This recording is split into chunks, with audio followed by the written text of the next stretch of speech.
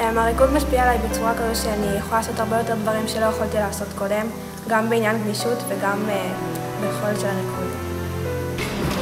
מכל מיני מקומות אחרים שרקדתי בהם ושנסעתי בהם, זה באמת מקום שנותן יותר חופש ומתמקד בכל אחד ספציפי ויש הרבה יחס אישי וזה מה שמייחד אותו ממקומות אחרים. אני חושבת שאני שהגעתי לפה פעם ראשונה, אני כאילו ממש לא ידעתי שום דבר ועכשיו זה נורא משפר ונורא עוזר.